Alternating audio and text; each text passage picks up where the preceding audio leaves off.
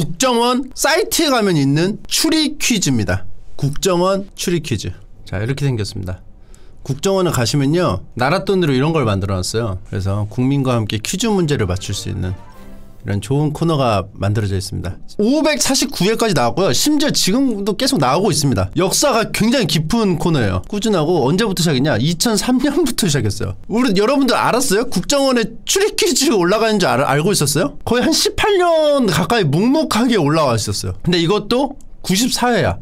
그전에는 소실됐어, 자료가. 자, 그래서 이거 한번 해보도록 하겠습니다. 94회부터 갈게요. 교도소에 수감되었던 중국인 스파이가 살해되었다. 몇 주일 전 한국의 첨단 군사 기술을 훔친 중국인 스파이가 은효일 요원에게 검거되었다. 중국인 스파이가 훔친 것은 B2 폭격기 등의 최신형 스텔스기를 추적할 수 있는 스텔스 탐지 기술이었다. 중국인 스파이가 훔친 스텔스 탐지 기술은 CD에 담겨져 있었는데 중국인 스파이가 입을 열지 않아 아직까지 그 CD가 숨겨져 있는 곳을 알아내지 못했다. 중국 스파이가 투옥된 곳은 외국인 전용 구치소였다. 교정 당국은 외국과의 인권 문제 마찰을 우려하여 외국인은 따로 격리 수용하고 있었다. 대우도 특별해 식사도 각 나라의 습관에 맞게 동양인들에게는 밥과 국을, 중동인들과 서양인들에게는 빵과 우유를 제공하고 있었다. 중국인 스파이가 수용된 곳은 S구치소 이사였다. 이사에는 모두 5개의 독방이 있는데 중국인 외에도 미국인, 사우디아라비아인, 러시아인, 독일인 재소자가 수용되어 있었다. 각 사방에는 간단한 나무 침대 하나와 세면기, 수세식 화장실이 있었고 복도 중앙에 따로 공동 샤워실이 갖추어져 있었다. 각 사방은 오전 8시에 문이 열려 오후 6시에 문이 잠겼다. 문이 잠기기 전인 낮 시간에는 사방 내의 복도를 자유로이 통행할 수 있었고 샤워실도 마음대로 사용할 수 있었다. 중국인 스파이가 샤워실에서 알몸인 채로 누군가에게 살해된 것은 폐방이 되기 직전인 5시 30분경이었다. 중국인 스파이가 살해됐어요. 외국인 재소자들 중에 또 다른 스파이가 있어 중국인 스파이를 협박하거나 사탕발림으로 스텔스 탐지 기술이 담긴 CD가 숨겨져 있는 곳을 알아낸 뒤 비밀을 유지하기 위해 살해한 것 같았다. 현장에 도착한 은효일 요원이 조사에 들어갔다. 중국인 스파이는 어떤 흉기에 목을 찔렸는데 현장에서 흉기가 발견되지 않았다.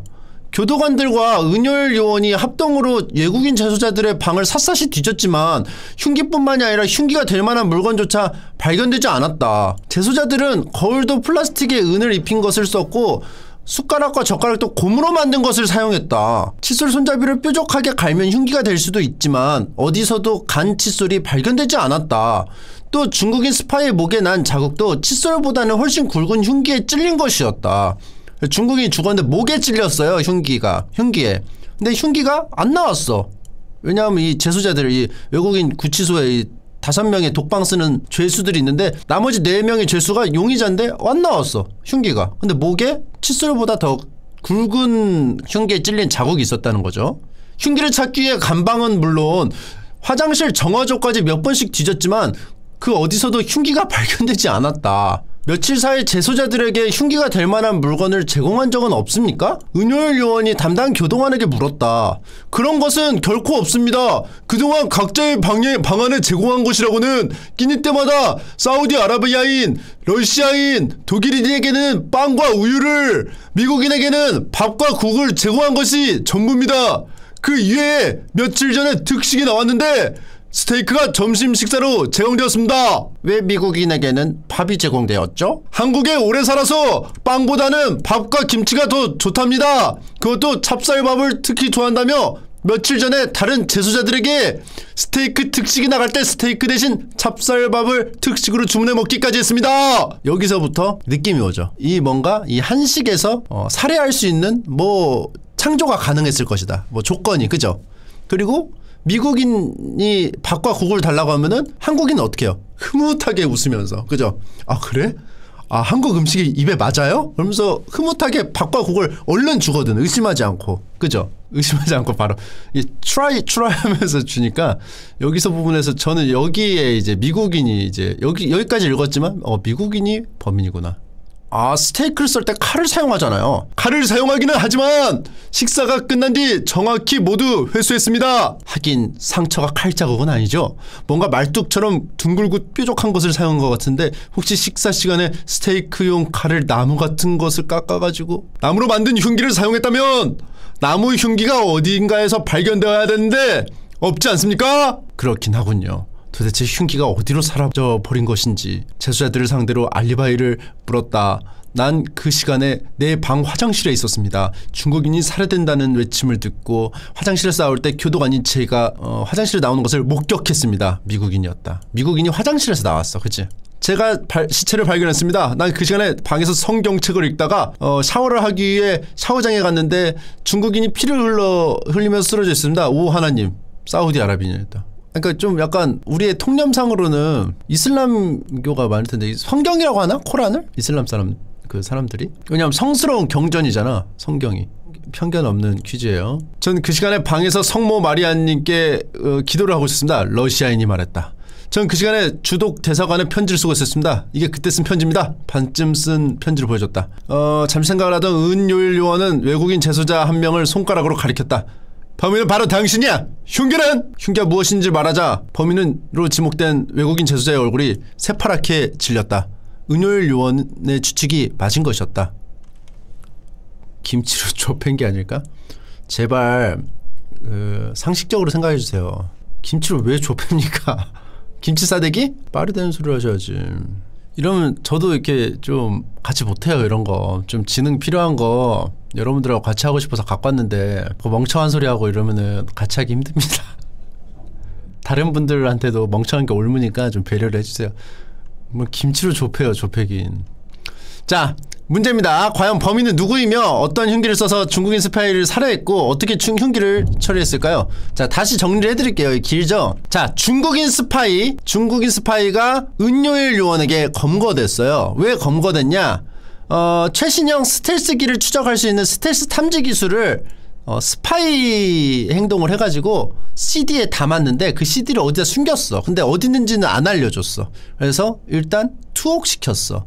외국인 전용 구치소에. 근데 이 외국인 전용 구치소에는 5명이 있었어요. S구치소 이사에는 5명인데 독방으로 되어 있고 중국인, 미국인, 사우디아라비아인, 러시아인, 독일인 이렇게 해서 5명이 있는데 여기에는 나무 침대, 세면기, 수세식 화장실 이렇게 있습니다. 그리고 공동 화장실이 복도 중앙에 있어요. 그리고 8시에 열리고 6시에 문이 잠기고 그리고 이 왔다 갔다 막 할 수 있고 샤워실도 마음대로 사용할 수 있는데 어느 날 중국인 스파이가 나체로 살해됐습니다. 근데 언제냐면 5시 30분경이에요. 딱 패방되기 30분 전에 살해가 됐죠. 근데 이제 보통 추측을 하기에는 CD가 숨겨진 곳을 알아낸 뒤 비밀을 유지하기에 살해한 것 같았다는 거죠. 다른 뭐 같이 일을 했던 스파이로 보이는 거야. 국적은 다르지만. 그런데 이제 목에 이제 찔렸는데 칫솔보다는 굵은 그 두께의 상처가 있었어. 근데 이게 칫솔을 갈아서 만든 것 같지는 않고 뭐 숟가락 젓가락도 고무로 만든 걸 사용하고 뭐 거울도 플라스틱에 은을 입힌 걸 써가지고 뭐 이게 흉기가 될 만한 물건이 없는 거야. 정화조도 뒤져보니까 없고. 근데 이제 문제는 동양인한테는 동양인 음식이 나오고 서양인이나 이제 중동인에게는 빵과 우유를 줬단 말이지. 근데 특이하게도 미국인이 밥과 국을 달라고 한 거. 이게 좀 특이한 거죠. 근데 왜 그러냐 그러니까 나는 한국에 오래 살아서 밥과 김치가 더 좋습니다. 찹쌀밥을 먹습니다. 이거야. 그리고 나머지는 뭐 말뚝처럼 둥글고 뾰족한 걸 사용한 것 같은데 스테이크용 말뚝 같은 걸 했어. 근데 찹쌀밥이 문제지 특식으로 주문했잖아. 그러니까 찹쌀밥이 키워드예요 이게. 그리고 알리바이가 어떻게 됐냐면은 미국인은 화장실에서 나왔어요. 그죠? 근데 화장실에 뭐 찾아보니까 흉기는 발견되지 않았어. 근데 음식이 흉기라면은 그 화장실에 버리면은 찾을 수가 없겠죠. 뭐 시체 발견한 사우디아라비아인은 성경책을 읽다가 나왔고 샤워하려고 가다가 발견한 거야. 그리고 러시아인은 기도하고 있었고 독일인은 주독대사관에 편지 썼고 이게 답니다. 그럼 이제 미국인이 의심스러운데 찹쌀밥으로 어떻게 흉기를 만들었느냐죠. 지금 채팅창에는 누룽지 소드다. 누룽지 소드를 만들어서 죽이고 화장실에다 버리면은 그쵸? 찾을 수가 없잖아요. 가래떡 말린 게 큰 듯. 가래떡이 근데 말리면은 목에 들어가? 말리면은 되게 그 딱딱해지긴 하거든? 근데 가래떡을 시킨 게 아니고 찹쌀을 시켰잖아. 개 딱딱해지긴 해. 그래서 이걸 깎았다. 찹쌀을 뭉쳐서 뾰족하게 만든 후에 찔렀다. 이걸로 갈까? 왜냐면 근데 이게 찹쌀밖에 없어. 찹쌀밥을 특히 좋아한다며 스테이크 나갈 때, 그러니까 남들 스테이크 먹을 때 이걸 포기하면서까지 찹쌀밥을 먹는다? 미친 사람이에요. 근데 미친 사람인데 그게 얘가 미치지 않았다면은 이거는 찹쌀밥으로 뭔가를 활용했을 것이다. 이게 그냥 뭐 콩고기 버거가 나오는 날 찹쌀밥을 먹어, 뭐 그럴 수 있어. 근데 스테이크 특식이 나가는데 이걸 찹쌀밥으로 바꾼다고? 너무 의심스럽지? 그래서 찹쌀을 조물조물해서 뾰족하게 해가지고 칵 찌르고 화장실에 가서 변기에 버린다. 그리고 교정 그 군역을 하는 사람들이 정화조를 뒤져서 찾아봤지만 쌀밖에 안 나왔다. 자, 그러면 정답 보겠습니다. 띠딘 띠딘 띠딘 띠딘 띠. 미국인이다. 유일하게 밥을 먹은 미국인. 찰기가 있는 찰밥을 먹던 미국인은 그 찰밥을 먹지 않고 손으로 주물러 찰밥 소드네? 찹쌀 소드가 많네요. 벽에 부러뜨려 변기물에 넣고 정화조 속에서 물이 불어져 흘러 찾을 수 없었다. 아, 이게 집단지성으로 맞췄어요. 찹쌀 소드가 맞았어요. 찹쌀 소드가. 야, 아 근데 맞아. 이 가래떡 마른 거 보면 진짜 개딱딱해 표면이. 그리고 이걸 보니까 좀 문제가 좀 약간 어설픈 게 국정원 직원이 직접 창작으로 낸 느낌이 나서 전 만족스럽습니다. 어디 가도 이런 퀴즈는 볼 수가 없을 것이다. 최신 거 보자고 하는데 최신 거는 소재 고갈이 돼가지고 좀 퀄이 떨어질 수 있습니다. 96회 보겠습니다. 96회. 저녁 무렵 산업 스파이로 추정되는 일본인의 시체가 발견되었다는 신고가 접수되었다. 은효일 요원이 조사를 하기 위해 현장으로 출동했다. 일본인 다쿠항의 시체가 발견된 곳은 대전의 삼보 아파트였다. 그 아파트는 1년 전부터 다쿠항과 다른 일본인 스메끼리가 임대해서 사용해왔다. 아파트를 들어서니 꽤 서늘한 냉기가 느껴졌다. 보일러가 꺼져 있었다. 한나절 이상 보일러를 작동시키지 않은 것 같았다. 방바닥에 손을 대보니 온기가 거의 없었다. 시체는 이불을 덮지 않고 잠옷을 입은 채 침대에 누워있었는데 목에 전화선이 감겨있었다. 누군가 전화선을 이용해서 목을 졸라 죽인 것 같았다. 집안은 온통 뒤죽박죽이었다. 누군가가 침입해 무언가를 찾기 위해 뒤진 것 같기도 했고 일부러 도둑이나 강도가 들었던 것처럼 조작한 것 같기도 했다. 시체가 놓여있는 침대를 살피던 은효일 요원은 현장 상황이 어색하다는 생각을 했다.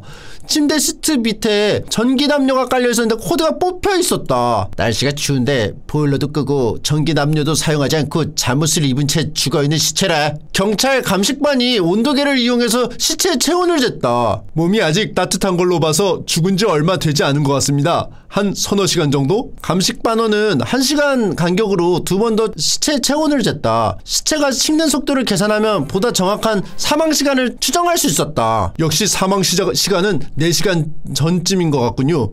은효일은 경찰관에게 누가 시체를 발견했는지 물었다. 같이 사는 일본인 스메끼리 씨입니다. 스메끼리 씨는 오늘 아침 7시경에 집을 나와 서울에 갔다 저녁에 돌아왔다는데 그 사이 다쿠항 씨가 죽어 있어 신고를 했답니다. 여러분들 놀라운 게 뭐냐면요, 2003년 2월이잖아. 2002년 월드컵이 끝난 지 얼마 안 됐을 때예요. 그 열기, 그 여름의 열기 끝나고 한 1년도 채 되지 않았던 그 시기입니다. 도대체 누가 죽였을까요? 밖에서 강제로 침입한 흔적은 없는데. 조사를 해보니 유력한 용의자가 바로 같이 사는 일본인 스메끼리였다. 여러 정황으로 보아 스메끼리가 다쿠항과 같이 산업정보를 빼내 팔아 번 돈을 독차지하기 위해 다쿠항을 죽였을 것이라는 의심이 갔다. 경찰 감식반은 죽은 다쿠항의 손톱 밑에서 사람의 피부 조직을 찾아냈다. 다쿠항은 목이 졸릴 때 범인에게 저항을 하다 범인의 피부 어딘가를 손톱으로 긁은 것 같았다. 다쿠항의 손톱에 있던 피부 조직의 검사 결과 스메끼리의 것으로 판명이 났다. 스메끼리의 손목에 긁힌 자국인데 그곳에서 떨어진 피부 조직이었다. 그러나 스메끼리는 손목의 상처가 아침에 다쿠항과 장난을 치다 생긴 것이라고 주장을 했고 완벽한 알리바이까지 있었다. 스메끼리가 서울에서 여러 사람을 만났다는 것이 확인되었다. 아파트 경비원도 그가 아침에 나가 저녁에 돌아오는 것을 목격했다고 했다. 알리바이에 단 1시간의 빈틈도 없었다. 잠시 생각을 하던 은요일이 갑자기 손뼉을 쳤다. 알았다. 오래전 치과의사 무녀 살해 사건에서도 욕조 속에 담겨져 있던 시체의 체온이 중요한 논란거리가 되었죠. 탁구왕의 사망 추정 시간이 4시간 전인데 보일러를 아침에 끄고 죽을 때까지 추운 곳에서 생활을 했다는 것이 이상하지 않아요? 탁구왕은 아침에 죽은 게 틀림없어요. 그래서 보일러를 켤 수도 없었고 켤 필요도 없었죠. 문제, 스매끼리는 탁구왕을 죽이고 어떻게 사망시간을 조작했을까? 자, 정리를 해드리겠습니다. 여러분들도 정리해드려야지 또 보지 않습니까? 산업 스파이로 추정되는 일본인의 시체가 발견됐어요. 근데 일본인 탁구왕의 시체입니다. 근데 탁구왕은 대전 삼보 아파트에 살았어요. 그래서 1년 전부터 탁구왕과 스매끼리가 같이 살았어요. 같이 살았는데 탁구왕은 죽어있었고 목에 졸려서 죽어있었어. 근데 이제 아무래도 그 산업 스파이 그 정보를 팔아가지고 살고 있었는데 독차지하기 위해서 스매끼리가 죽인 정황이 있어요. 근데 스매끼리가 죽인 것 같았는데 뭐 손톱 밑에 스매끼리의 피부 조직이 발견되었고 뭐 했는데 그 거부를 했어. 그리고 밖에 나가가지고 탁구왕이 밖에 아침에 나가가지고 저녁에 돌아왔는데 알리바이에 1시간의 빈틈도 없어. 그러니까 아침에 죽인 게 확실한데 문제는 아침 7시경에 집을 나와서 저녁에 왔는데 탁구왕이 4시간 전쯤에 죽은 걸로 추측이 된단 말이야. 그쵸? 근데 언제 발견됐냐? 이걸 알려줘야 되는 거 아니야? 언제 발견됐다고? 아무튼 이거보다 훨씬 전에 죽였는데 사망시간을 어떻게 뒤로 뺐냐 이거지. 근데 이거를 봐봐, 체온이 빠르게 식는 거를 활용해가지고 한 건데, 그쵸? 체온을 유지를 해야지 나중에 죽인 걸로 보일 거 아니야? 그러면 장판으로 데펴놔야 되는데 시체를. 근데 뽑혀 있었어, 그치? 전기장판이. 근데 그거를 언제 들어와서 얘를 아침에 죽인 다음에 이 장판으로 유지를 해놨냐는 거잖아. 근데 얘가 밖에 나가가지고 저녁에 돌아왔는데 아침에 어떻게 죽여? 뭔 말인지 모르겠어 나 지금 이게. 아, 스매끼리가 나갔다고? 아, 스매끼리가 나간 거야. 탁구왕이 죽고 스매끼리가 밖에 나갔다 온 거야. 그치? 그래서 알리바이가 밖에 나가서 7시 이후부터 계속 누굴 만났고 누굴 만났고 이게 다 알리바이가 있어. 그래서 돌아오진 않았어. 근데 아침에 죽인 게 확실한데 아침에 죽인 것 같지가 않아. 근데 저녁에 들어왔는데 언제 이거를 장판에 이 따뜻한 걸 언제 코드를 뽑았냐 이거지. 그럼 얘가 발견했으니까 와서 계속 데펴놨다가 뽑은 다음에 신고를 했다 이건가? 아, 저녁에 신고했네. 저녁에 와서 뽑았다고? 근데 너무 말이 안 되잖아. 추리가 아니고 그냥 바로 떠오르는 거잖아 이거는. 차가워야 더 보존되는 게 아니고 이게 그 죽은 시간 체온 떨어지는 거로 파악을 해가지고 전에 어느 정도 체온이었으니까 이제 지금 이 시간이 됐다는 거니까 체온을 계속 유지하려면 전기장판을 틀어야 되는 게 맞아요. 그러면 이 사람이 전기장판 틀고 와가지고 껐다. 그러면은 정답을 보면은 스매끼는 아침에 탁구왕 목을 졸라 살해. 장기담요에 코드를 꽂아놓고 집을 나옴. 보온이 됨. 코드 뽑은 뒤 너무 차라리 찹쌀로 보온을 했다고 하든가. 아니 뭐 너무 안 꽂는데? 너무 안 꽂다. 그죠? 최근 거 보자. 최근 거 연기연습. 이거 재밌겠다. 연기연습 2020년 요 며칠 동네가 좀 시끄러웠다며요. 무슨 일이 있었나? 자신이 집을 비운 동안 무슨 일이 있었는지 보고를 받겠다는 탐정의 저 태도. 귀찮지만 실제로 특이한 일이 하나 있기는 했었다. 웬 남자 둘이서 심하게 다툰 사건이 있었어. 신사들의 명예 결투인가? 입회자나 미모의 여인도 있었고 여인이나 입회자 같은 건 없었고 남자 둘만 한밤중에이어서 얼굴이 자세히는 안 보였지만 한쪽은 장발 한쪽은 단발이어서 알아보기 쉽더군. 대결의 승패는 둘이 뒤엉켜서 싸우다가 단발 남자가 넘어졌는데 일어나지 못하는 거야. 꼭 죽은 것 같았어. 그래서 나도 깜짝 놀라 경찰에 신고를 했지. 일러스트도 들어갔어요 2020년에는. 그런데 경찰이 도착했을 때는 쓰러져 있던 단발 남자와 장발 남자 모두 사라져 있었어. 아무 일도 없었다는 듯이 되어버려서 내가 여간 난처했던 게 아니었어. 한 가지 더 놀라운 일이 있어. 다음날 아침 쓰러졌던 단발 남자가 우리 집을 찾아온 거야. 죽었던 남자가? 대체 무슨 일이 있었던 거야? 나도 그게 궁금했는데 대뜸 어젯밤 자신들 연기 연습 때문에 놀라게 해서 죄송하다고 하더군. 연기 연습? 그래, 자신들은 아마추어 연기자들인데 어제 연기 연습을 했다는 거야. 그러면서 대본까지 보여주더군. 러시아 작가 푸시킨의 단편 한발의 총성. 이것을 현대적으로 각색한 영화 시나리오라나? 긴장했는지 횡설수설했는데 대충 그런 얘기였어. 푸시킨이라니 흥미진진한데. 푸시킨도 결투 때문에 죽었잖나. 자기가 백작 역할이었고 장발의 남자가 백작을 죽이려고 하는 실비오라는 인물 역할이었다네. 시나리오에 따라 자기는 죽는 연기를 했던 것이니 너무 놀라지 말라고 했더군. 원래 총으로 결투를 해야 하다지만 주먹 결투로 바뀌었다고 하더군. 총 대신 주먹? 가공할 펀치력의 소유자들인가 보군. 잠깐, 단발의 남자가 그렇게 얘기했다고? 어쩌면 이건 연기 연습 따위가 아니라 진짜 사건일 수도 있네. 뭐라고? 탐정이 간발의 일에 대해 이처럼 생각하게 된 이유는 무엇일까? 자, 밤에 시끄러웠어요. 근데 밤에 막 신나게 싸우고 있었는데 잘 알아보지는 못했어요. 왜냐, 한밤중이라서. 장발의 남자, 단발의 남자가 싸우고 있었는데 단발의 남자가 쓰러졌어. 근데 죽은 것 같이 쓰러졌는데 경찰에 신고했더니 아무도 없었어. 둘 다. 그리고 다음날 쓰러져 있던 걸로 보이는 단발의 남자가 왔어. 그래서 연기 연습 때문에 죄송하다고 하고 연기로 펀치로 죽이는 장면이었다고 해서 아무 일도 아니라고 했어. 그리고 긴머리는 그 이후로 등장하지 않았어. 긴머리가 쓰러뜨린 건데.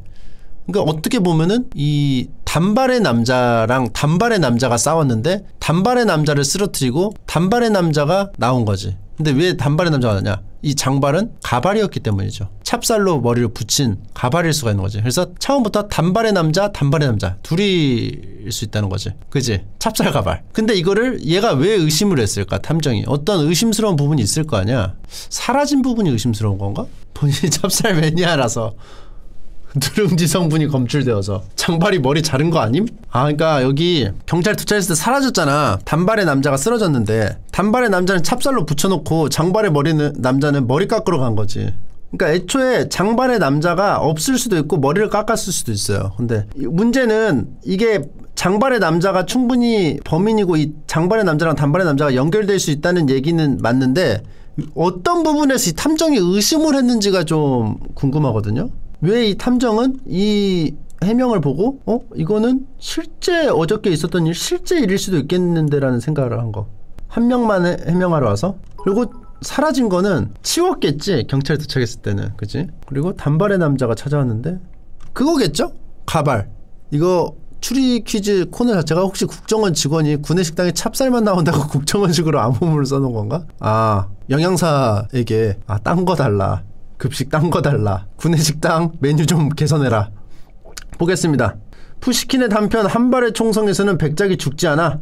실비오가 그 마지막 한 발을 결국 백작이 쏘지 않았으니까, 즉 백작이 죽는 장면을 연기 연습했다는 건 거짓이지. 아니 이거를 각색했을 수도 있잖아, 바꿔서. 무서운 사건이 벌어진 게 틀림없어. 그리고 자네가 찾아왔던 단발의 남자는 아마도 단발의 남자를 해친 장발의 남자였을 것 같네. 단발의 장발을 기억하고 있으니까 빨리 신고하는 게 좋겠네. 그냥 문과 감성으로 푸시킨의 단편 한 발의 총성을 봤기 때문에 이런 판단을 내렸어요. 이걸 안 봤으면 몰라. 근데 한 발의 총성에서는 실제로 백작을 쏘지 않는 내용이야. 그래서 얘는 안 죽여야 되는데 죽였어. 그거는 우발적인 범죄일 것이다. 알파벳 쿠키의 사건. 자, 부스럭부스럭. 가벼운 종이 포장지와 작은 내용물들이 이리저리 부딪히는 산뜻한 소리. 이상하게 식욕을 돋우는 저 소리는 점심이 다 된 시간에 일어난 탐정이 쿠키 상자를 뒤적거리는 소리다. 은요일은 잘렸어요? 은요일은 잘렸나봐. 2003년경에는 활발하게 활동했는데 탐정으로 바뀌었네? 은요일 은퇴했어? 은요일이 100회쯤에 죽는데. 자, 20년 전이면 퇴직할 만하죠. 이 쿠키로 말하자면 알파벳이 하나씩 찍혀있는 쿠키로 한 꾸러미에 알파벳 한 세트의 개수가 정확하게 들어있습니다. 그런 꾸러미가 상자에 여러 개가 있는데요. 오늘은 어제 쿠키 상자를 새로 사와 처음 개봉하는 모양이었습니다. 탐정의 두근거리는 소년 같은 마음이 멀찌감치 떨어진 나에게도 전해지고 있었습니다. 하지만 그때 갑자기 연락을 받은 탐정. 무슨 일인지 느긋하게 쿠키를 즐길 새도 없이 집을 나가버렸습니다. 옆에서 지켜보던 나는 불안간 아쉬워졌는데 쿠키 상자에 손도 대지 말라는 탐정의 경고에도 불구하고 쿠키 상자에 손을 대고 있었던 것이었던 것이죠. 쿠키 상자 안에 여러 개의 꾸러미들이 다 개봉되어 있었고요. 단 하나도 먹지 못한 상태. 바닐라 쿠키 베이스에 초콜릿이 도톰하게 얹혀 있었고 그 초콜릿 부분에 마치 인장을 찍어 놓은 것처럼 작은 알파벳이 하나씩 찍혀있는 쿠키였습니다. 그런데 더운 날씨 때문에 초콜릿이 녹아 알파벳 부분이 많이 뭉개져 있었는데요. 언뜻 보이는 부분들은 알파벳의 서체가 필기체라는 걸 직감케 했습니다. 필기체로 된 알파벳이 뭉개지고 있어. 쿠키에 신경이 쏠려 위태롭게 상자를 받치고 있던 손이 미끄러지는 것도 모르고 있던 나는 상자가 카페트 위에 엎어지고 나서야 큰 사고를 치고 말았다는 것을 알았습니다. 다행히 카페트 위에 뿌려진 쿠키들은 무사했고요. 나는 꾸러미들의 쿠키를 열심히 주워 담았는데 문제가 있었습니다. 쿠키가 몇 개가 없어진 거예요. 꾸러미가 총 4개. 원래대로라면 한 꾸러미에 알파벳 26개씩 4꾸러미니까 104개 쿠키가 있어야만 하는데 주워 담은 쿠키 개수가 96개니까 8개 쿠키가 없어진 거예요. 8개. 어떻게든 메우기에는 너무 큰 공백이었어요. 방법이 없습니다. 지옥 같은 시간이 지나고 외출을 마치고 온 탐정에게 나는 고백을 했습니다. 당연히 용서도 구했죠. 그러자 구박 대신 큰 웃음소리가 들려왔습니다. 못 참겠다는 듯 계속되는 탐정의 폭소에 나는 외려 기분이 나빠지기 시작했습니다. 뭔가 함정에 빠지거나 실수를 한 게 아닌가 하고. 고맙네. 사실을 말해주어서. 하지만 사실은 없어진 쿠키는 없다네. 자네는 쿠키를 잃어버리지 않았다는 얘기지. 잘못한 것도 없다는 얘기야. 쿠키를 잃어버리지 않았다니 이게 과연 무슨 얘기일까요? 자, 보면은 쿠키가 알파벳 한 세트의 개수가 정확하게 들어있다고 합니다. 정확하게. 근데 흘렸다가 다시 붙여놨는데 8개의 쿠키가 없어졌어. 근데 애초에 96개였다는 거야. 그럼 알파벳이 필기체로 된 알파벳에 똑같은 모양이 있어서 겹치니까 안 만든 걸 수가 있잖아. 아, 뚜껑에 붙었다. 옛날 그 만두 괴담처럼 최불암이 옛날에 만두를 사가는데 절대 열어보지 말라고 했거든. 근데 가다가 너무 궁금해가지고 한번 열어봤어. 근데 만두가 하나 사라진 거야. 또 가는 길 또 한 번 열어봤어. 만두가 2개 사라졌어. 다 와가지고 딱 열어보니까 다 사라진 거야. 깜짝 놀라서 이거 만두가 다 사라졌다고 말하니까 집에 있던 엄마가 만두가 뚜껑에 다 붙었다고. 고맙네. 사실을 말해줘서. 하지만 사실은 없어진 쿠키는 없다네. 자네가 쿠키를 잃어버리지 않았다는 뜻이지. 자, 잘 봐. 초콜릿 8개가 뚜껑에 붙어있잖아. 이렇다는 얘기예요. 근데 안 먹고 출발했어. 탐정은 안 먹고 출발했어. 너무 먹고 싶었는데 열자마자 나갔어요.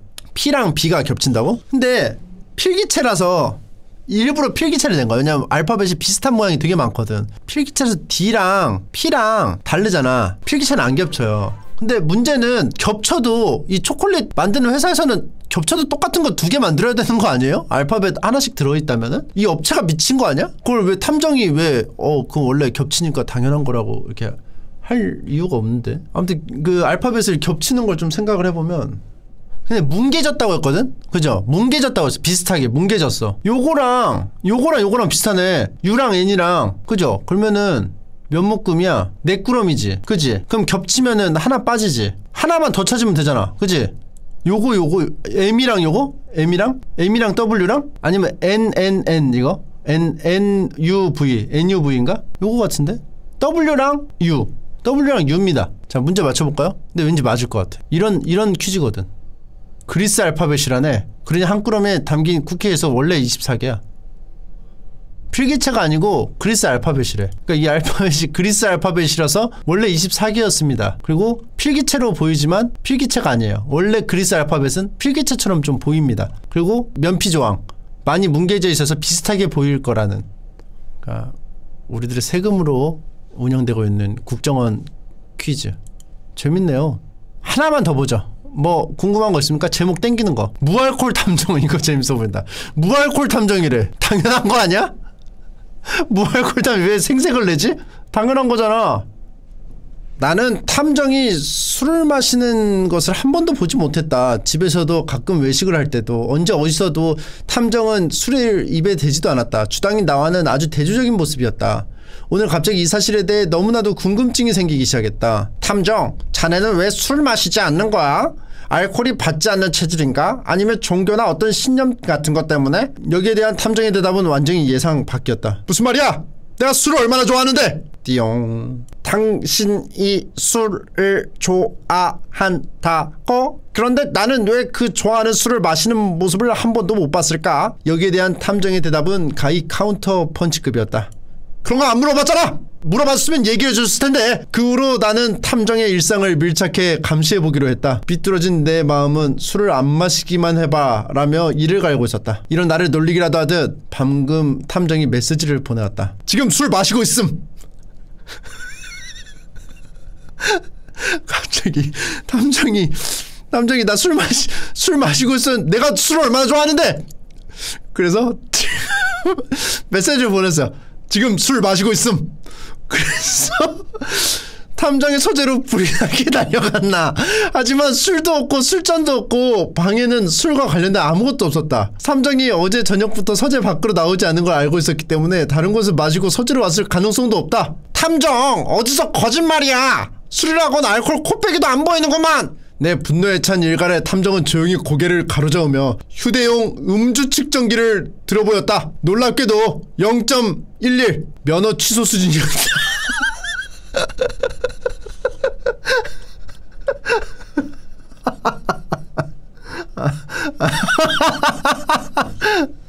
그렇다면 과연 탐정은 술을 어디에 숨긴 것일까? 눈을 부릅뜨고 술을 찾기 시작했다. 서재 안에는 가습기, 초음파식이에요. 초음파식으로 된 가습기가 씩씩거리며 작동하고 있었고, 떠놓은 지 오래된 물잔, 물이 틀림없었다. 하나, 탐정이 즐겨 먹는 과자 봉지와 부스러기, 이 브랜드의 과자만 먹는다. 아, 이거죠. 이게 힌트죠. 열대어 몇 마리가 살고 있는 작은 어항. 어항 청소는 항상 내 몫이지. 그리고 쓸데없이 많은 책뿐이었다. 마치 나를 골리기 위해 내놓은 심술 가득한 문제 같았다. 하지만 어딜 아무리 둘러봐도 술이 없지 않은가? 분명 이 방에서 탐정은 술을 마셨다. 탐정은 어떻게 술을 마신 것일까? 제목, 무알콜 탐정. 쇠주 가습기? 이거 초음파식이라서 괜찮은 거 아니야? 초음파식이 나 뭔진 모르는데 뭐 다른 거 아니야? 내가 봤을 땐 그 알콜 들어가 있는 그 술 초콜릿 있잖아. 그런 것처럼 술 들어가 있는 과자 아니에요? 술 들어가 있는 과자. 가습기는 혈세 낭비 아니냐. 이거 가습기는 아니야. 말도 안 되네. 그리고 가습기 이거 해가지고 하면 위험하지 않아? 그죠? 이렇게 해서 하면 위험하잖아. 가습기는 아니고 쓸데없이 많은 책. 찹쌀 막걸리? 이거 근데 다 뒤진 거 맞아? 더 뒤지면 밥 나올 것 같은데. 밥으로 술을 빚어가지고 먹었을 수도 있어요. 다 뒤진 거 맞아? 뭐지? 이건 모르겠는데? 한번 볼까요?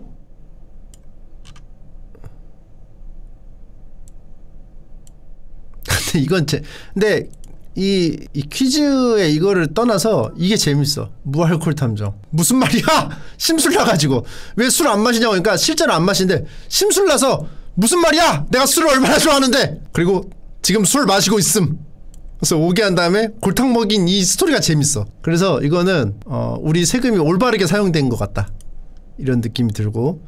은율 은퇴작 한번 볼까요? 아닌데? 은율 은퇴 안 했는데? 안 나온다 근데? 은효일은 조금 하다가 많아보다. 아, 100회를 안 봤어요? 안추리. 추리를 안 해. 안추리. 아, 조은비로 바뀌었는데? 근데 조은비가 이거 혹시 공장 안에 변사체라 조은비 좀비라서 조은비가 나온 건 아니지? 그죠? 조은비 좀비. 그리고 이거 죽은 시체 이름이 죽은 애예요. 나 왜 이런 생각을 못했지? 시체 이름을 죽은 애라고. 아무튼 잘 봤습니다. 마지막으로 하나만 더 볼까요? 아쉬우니까 하나만 더 봅시다. 한 중간 정도. 한 2010년 감성 한번 보죠. 2012년 가을쯤? 지문 없는 범인 보자. 지문 없는 범인. 이거 좋다. 이게 뭐지? 일요일 저녁 8시 순찰을 돌다 추리연구실 문틈이 벌어져 있는 것을 발견한 경비원이 급히 문으로 다가와 문 손잡이를 돌려보았다. 문은 단단히 잠겨 있었으나 문 손잡이를 흔들자 문틈이 더 크게 벌어졌다. 이런. 경비원은 들고 있었던 무전기를 이용해 다른 경비원들을 불렀다. 추리연구실 안에 들어가 실내를 살펴본 경비원들은 누군가 추리연구실 문을 강제로 열고 침입해 보관 중인 문서들을 건드린 흔적을 발견했다. 중요한 기밀 문서의 유출 가능성이 알려지자 한국추리연구소가 발칵 뒤집혔다. 안 죽었잖아! 은율 어서 오고. 그리고 은율 요원 국정원 소속이 아니고 한국추리연구소 소속이었어? 아니지, 국정원 소속인데 이게 그 출동한 거지? 은율 요원이 한국추리연구소에 도착해 살펴보니 보안 시스템이 꽤 허술했다. 한국추리연구소는 현재 일부 사무실들이 다른 건물로 이전하였고 직원들이 근무하지 않는 주말을 이용해 이전하고 난 빈 사무실을 보수하고 새로 단장하는 공사를 하고 있는 중이었다. 문서가 유출된 추리연구실 주변에는 공사 중인 4개의 사무실이 있었는데 외부인인 공사 작업자들은 별 감시를 받지 않고 연구소 안을 마음대로 돌아다닐 수 있었다. 공사 작업자 중 누군가가 화장실에 가는 척하며 남자 화장실 옆에 있는 추리연구소실의 문을 어떤 공구를 이용해서 강제로 열고 들어갔던 것 같았다. 아무도 국내의 어느 스파이가 공사장 인부로 위장하고 침입해 버린 일 같았다. 다행히 부서진 사무실 문이 신속히 발견되어 공사장에 일하던 인부들은 그 누구도 밖으로 빠져나가지 못했다. 근데 문제가 있습니다. 한국추리연구소에 중요한 기밀 문서가 왜 있어요? 기밀 추리 문제가 있는 건가? 되게 잘 팔리는?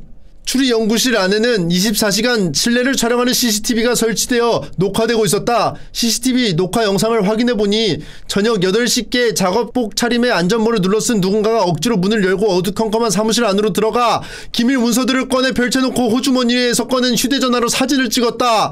그런데 CCTV 화생 해상도가 너무 낮은 데다가 어둡고 범인이 인부들 모두가 입고 있는 작업복을 입고 안전모를 눌러쓰고 있어서 누군지 알아보기 불가능했다.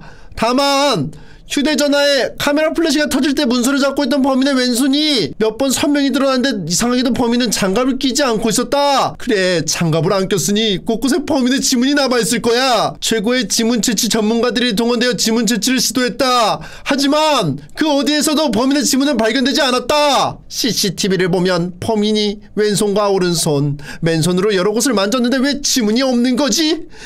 혹 범인의 손에 지문이 없는 건가? 이를 많이 해 달아 없어졌거나 화학약품으로 일부러 지웠거나. 은율 요원이 작업 인부들 그리고 심지어 경비원까지 누구 하나 빼놓지 않고 불러서 손을 살펴보았다. 그러나 누구도 지문이 없는 사람은 없었다. 모두 정상적인 지문을 가지고 있었다. 은율 요원은 뭔가 놓친 것이 없나 싶어 다시 녹화된 CCTV 영상을 살폈다. 틀림없는데 도대체 어떻게 된 거지? 투명한 비밀 장갑이나 살색 장갑을 낀 것도 아니고 범인은 맨손인데? 수사관들이 공사장 인부들의 휴대전화를 꼼꼼히 살펴봤지만 누구의 휴대전화에서도 문서를 찍은 사진은 나오지 않았다. 범인은 손톱보다도 작은 메모리 카드를 숨겨 가지고 와서 휴대전화에 꽂아 기밀 문서들의 사진을 찍은 뒤 다시 빼내 어딘가에 숨기거나 누군가에게 전달했고, 자신의 휴대전화에는 원래 꽂혀 있었던 메모리 카드를 꽂아놓은 것 같았다. 공사 중인 각 사무실에는 경비원이 한 명씩 배치되어 작업자들을 관리했는데 사건이 일어나던 무렵 1시간 전후로 공사 중인 각각의 사무실에서 인부 한 명씩 이 화장실이 다녀온 것으로 확인되었다. 그들은 대변을 본다며 모두 꽤 오래 화장실에 머물다가 돌아왔다. 사건이 일어나던 시각 자리를 비웠던 사람들이 가장 유력한 용의자들이었다. 범인은 이들 중에 있었다. 똥 싼 사람들이 용의자죠? 은율 요원은 각 용의자들이 어디에서 일하는 사람인지 알아보았다. 첫 번째 용의자 김성종. 첫 번째 사무실의 바닥을 뜯어내고 보일러 파이프를 묻은 뒤 다시 시멘트로 덮는 작업을 하는 보일러 공이자 미장공이었다. 두 번째 용의자 이상우. 두 번째 사무실 벽에 벽지를 바르거나 벽지를 바를 수 없는 곳에는 페인트 칠하는 도배공이자 페인트공이었다. 세 번째 용의자 이수광. 세 번째 사무실 천장에 성면 재질 텍스를 뜯어내고 유해하지 않은 재질로 재시공을 하는 인테리어 업자였다. 네 번째 용의자 강형원.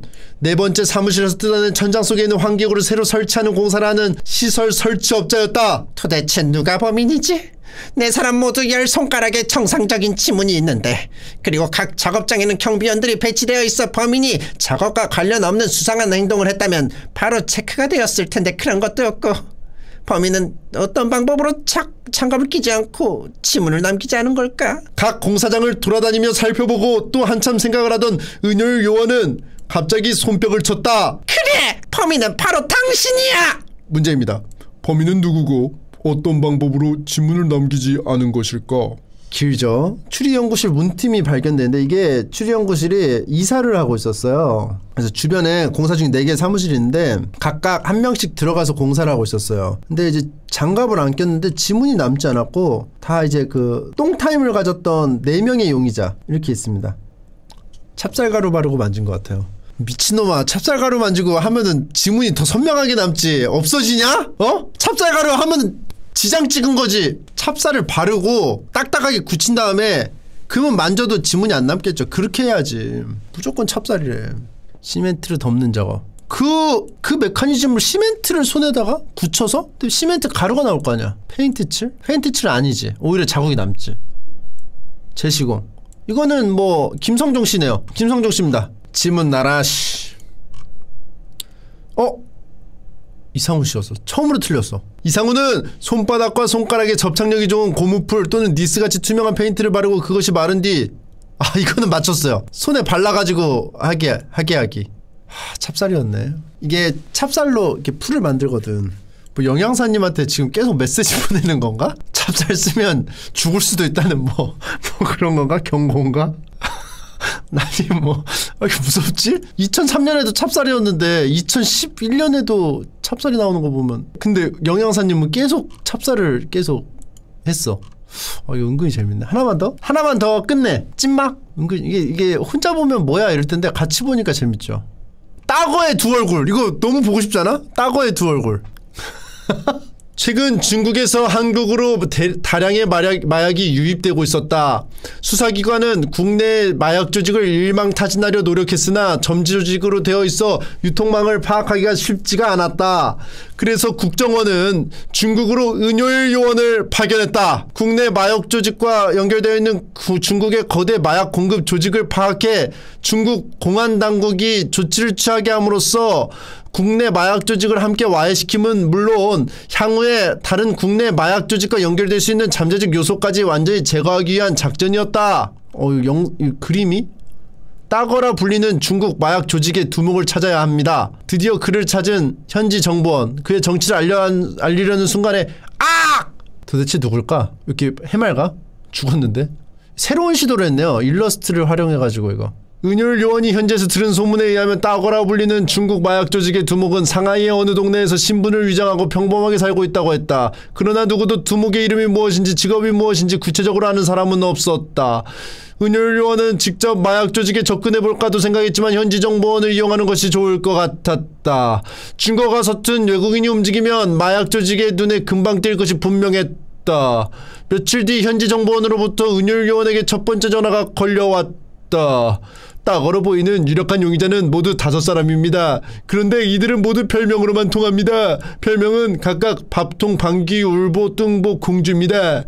곧 두 번째 정보가 넘어왔다. 5명의 직업은 변호사, 미용사, 의사, 소설가, 수영선수입니다. 하지만 누가 어떤 직업을 가졌는지 아직은 정확히 파악하지 못했습니다.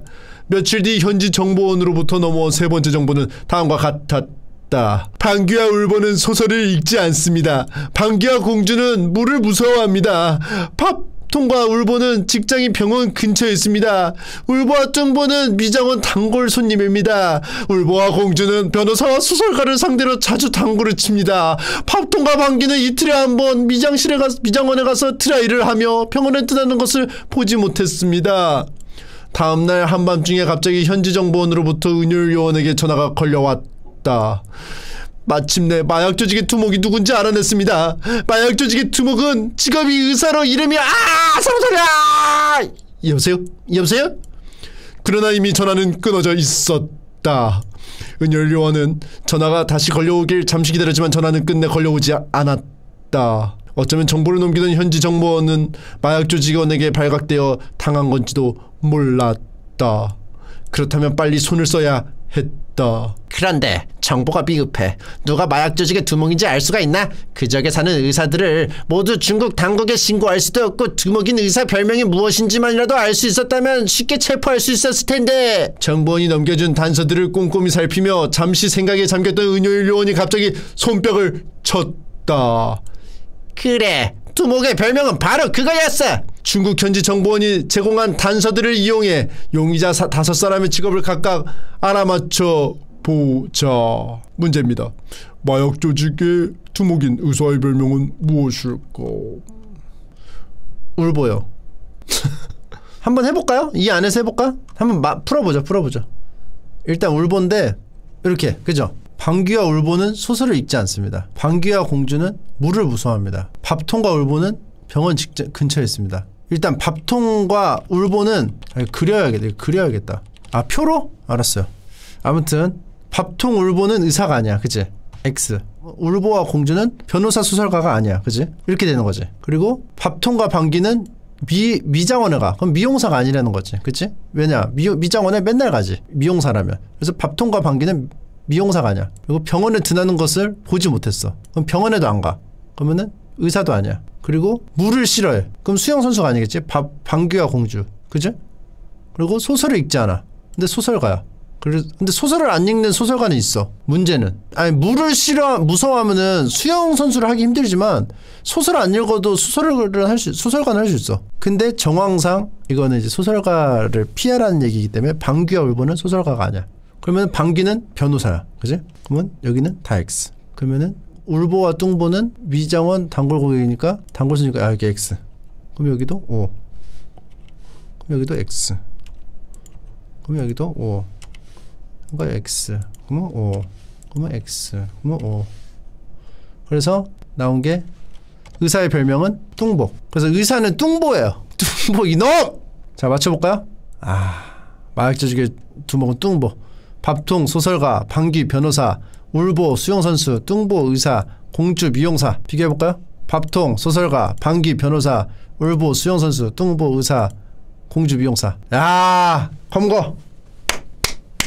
이거 소영이가 풀면 되겠다, 그지? 소영이가 풀면 재밌어 하겠다. 이거 재밌네요. 이거 잘못됐네. 미용사 공주였는데, 그죠? 의사 뚱보, 이거 헷갈리게 한 거네. 그림 낚시였어. 야, 이거만 보고 안 풀고 의사 울보 했으면 틀렸죠. 하나만 더 볼까요? 하나? 마지막 하나. 베란다의 변사체. 변사체가 되게 많이 나오네.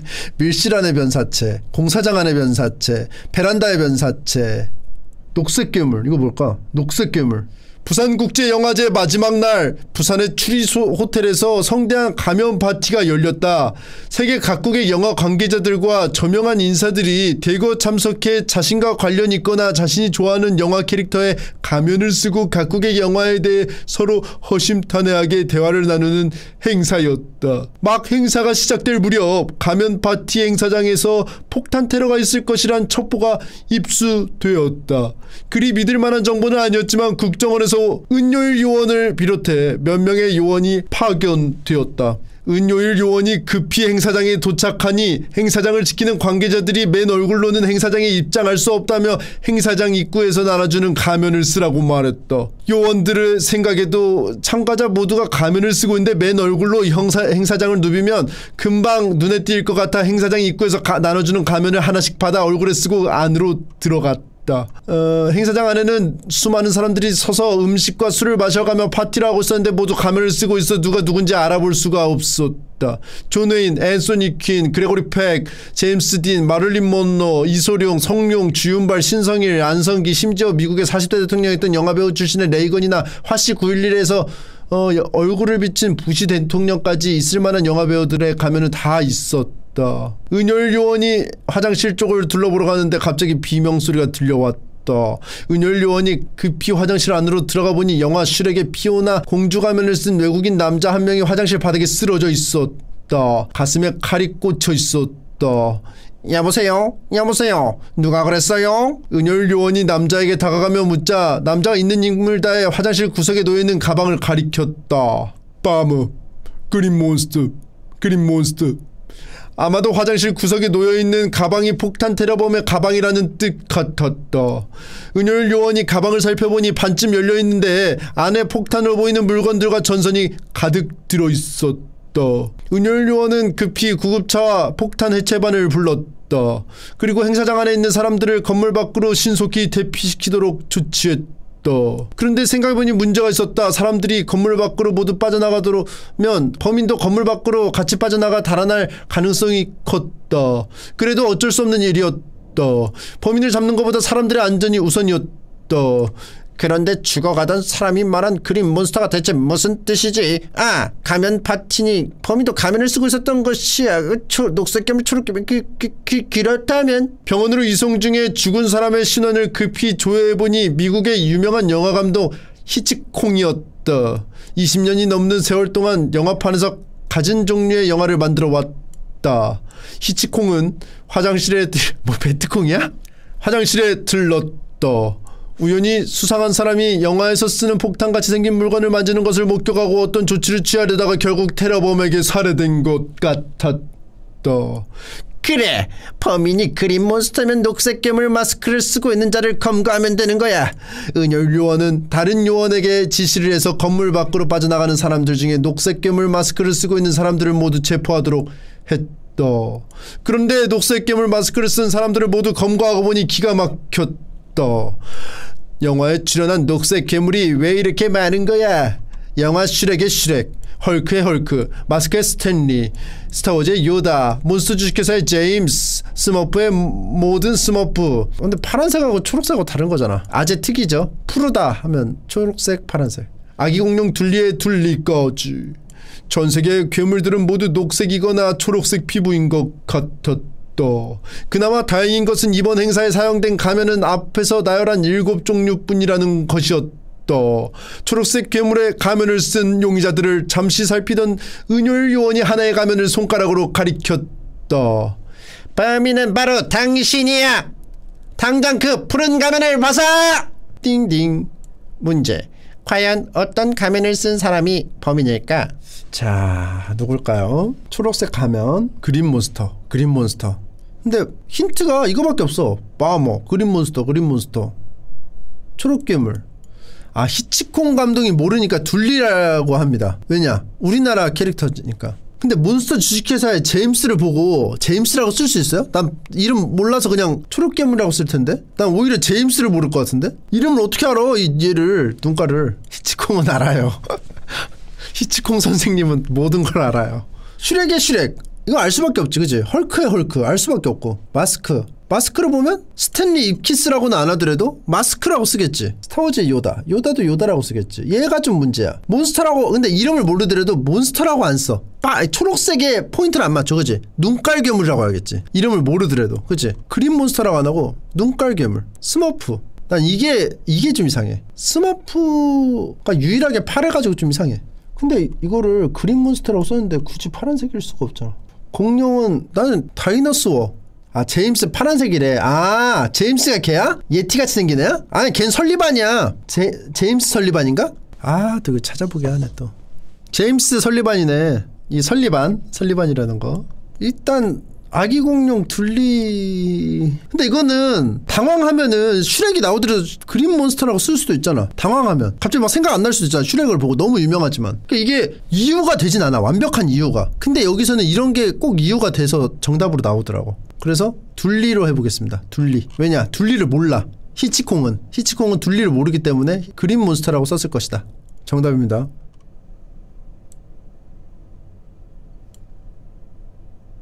야, 이거 맞네? 여러분들이 말이 맞네요.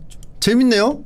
아, 이것도 재밌네. 이렇게 보니까 여러분들 이거 공짜로 다 즐길 수 있어요. 국가정보원 그 국정원 검색하셔가지고 사이트 가시면은 웹툰도 보실 수 있고 추리 퀴즈, 역사와 전통 최소 한 17년 18년 동안 이어져 온 퀴즈 하실 수 있습니다. 격주에 하나씩 나오네요. 격주에 하나씩. 격주에 나오다가 이날은 좀 컨디션이 안 좋았네요. 3주에 한 번 나왔네. 이게 좀 안 나왔나봐. 안 나온 거 한번 볼까요? 안 나온 거? 왜 안 나왔을까? 딴 거 다 2주에 한 번씩 나왔는데 3주에 한 번 나왔어. 막혔나봐. 아, 연말 즐기고 왔나? 아닌데? 크리스마스 이브에 이거 업로드 했어요. 이미 한 주가 늦어져가지고 어쩔 수 없이 올린 걸 수도 있고, 너무 이게 재밌어가지고 크리스마스 이브에도 노는 걸 멈추고 빨리 보여주고 싶어서, 선보이고 싶어서 올렸을 수도 있고. 이 편지는 영국에서 최초로 시작되어 요즘에도 이런 걸 다 보내네. 이 편지는 영국에서 최초로 시작되어 1년에 지구 한 바퀴를 돌면서 받는 사람에게 행운을 주었고, 지금은 당신에게 옮겨진 이 편지는 4일 안에 당신 곁을 떠나야 합니다. 이 편지를 포함해서 7통을 행운이 필요한 사람에게 보내주셔야 합니다. 뭔가 미개하다는 식의 반응이었다. 하지만 그러나 말은 그렇게 했지만 탐정의 감정은 크게 요동하고 있었다. 동요하고 있었다. 항상 냉철한 척하지만 이런 종류의 미신적인 괴담들에 누구보다도 민감한 사람이니까. 역시나 탐정은 다음날부터 편지에서 시키는 대로 7통의 편지를 써서 우체통에 넣기 시작했다. 그럼 7통은 누구누구에게 보내졌을까? 패닉에 빠진 탐정에게 그런 꺼림직한 건 모르는 사람에게 보내는 것이라고 얘기해 주었다. 이 내 얘기를 듣고 탐정은 7통의 편지를 해당되는 수신인 주소를 어디서가 찾아서 적었는데 슬쩍 물어보니 모두 가본 적 없는 먼 곳이었다. 근데 이게 맞아요. 주변에 뿌리면 나한테 다시 와. 멀리 보내야 돼. 나 옛날에 빌라 살 때, 어렸을 때 진짜로 우체통에 꽂혀 있었어. 생판 모르는 사람이 나한테 이걸 보낸 거야. 이 유행이었거든. 그런 식으로 빌라 돌아다니면서 이렇게 꽂고 다닌 사람도 있고. 크크, 왠지 웃음이 가시지 않는다. 이쯤에서 밝혀야겠다. 탐정에게 행운의 편지를 보낸 사람은 바로 나다. 탐정 덕분에 실컷 웃고 왠지 불안해하는 녀석을 보는 것이 지겨울 때쯤 나는 예정되었던 출장을 떠났다. 탐정, 그럼 나는 출장을 다녀올게. 숙소 주소는 잘 알고 있지. 무슨 일 있으면 연락하라고. 주소를 알고 있죠. 그런데 놀랍게도 내가 출장 간 숙소로 그것이 달아왔다. 행운의 편지가. 탐정에게 내려진 편지의 저주가 왜 다시 내게? 그 다음날에도 나에게 편지가 계속 오더니 도합 총 7통이 왔다. 7통? 그래, 이건 뭔가 수상했다. 그리고 편지 봉투들을 보니 이 일이 어떻게 된 것인지 한눈에 알 수 있었다. 씩 웃고 있는 탐정이 눈앞에 보이는 것 같았다. 과연 탐정이 나를 행운의 편지로 농락한 방법이 무엇일까? 근데 이거 얘가 대책 없는 게, 이거 7통 받고 49통을 보내면 얜 못 막아. 49통 소화만 하면 얘는 끝이야. 이거 지금 빨리빨리 쳐낸 거지 사실상. 49통. 근데 49통을 보냈는데 7통이 뭐야? 4, 7, 9, 63 47에 28 343통 433통을 써야 돼. 근데 433통을 탐정이 소화를 할 수 있다면 얘는 이제 뒤지는 거지. 433통 소화만 되면 433통까지는 그래도 할만해. 그지? 49통은 그냥 할만하고 343통도 할만은 해. 근데 이거 소화하면 그 다음은 좀 어렵지. 왜냐하면 47에 28 못해도 한 2800통 이상이니까 300통이구나. 37에 21 2100통 이상이니까 힘들죠. 일단 보겠습니다. 어떻게 알았을까? 가본 적 없는 먼 곳들. 근데 수신인 주소를 어딘가 찾아 적었는데 이미 자기가 주소를 알고 있잖아. 근데 왜 이걸 보니까 왜 자기랑은 상관없는 듯한 반응을 하지? 빡대가리인가 그냥? 반송이라서? 반송인데 왜 일로 와? 출장을 떠났는데 왜 일로 와? 그러니까 출장 주소에서 보내진 않았는데 어떻게 왜 반송이 글로 가냐 이거야. 출장 주소로. 찹쌀 반송이야? 그러니까 보내는 주소로 그럼 반송이 아니고 보내는 주소를 숙소로 했을 텐데 어떻게 알았어? 그럼 어떻게 알았냐가 중요하지. 아예 몰랐다면은 반송 형태로 할 텐데 반송이 아니고 숙소로 보낸 거잖아. 숙소 주소를 알고 있으니까 그냥 눈치껏 한 거 아님? 그게 포인트예요. 그걸 어떻게 알았는지가. 보겠습니다. 모르겠네. 야 이거 3주 만에 낸 이거 3주 만에 낸 퀴즈 어렵네요.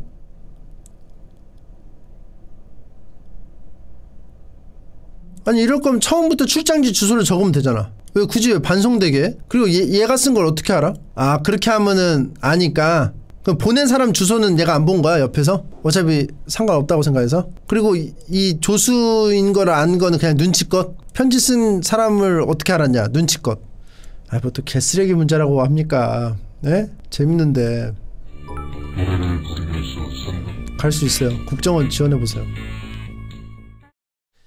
R분의 Y 코사인 함수. 그거 몰라요? 누가 카페 올려가지고 나 까먹고 있다가 알게 됐잖아. R분의 Y 사인 함수 R분의 X 코사인 함수 X분의 Y 탄젠트 함수. 정의를 정확하게 알아야지요. 정의를 정확하게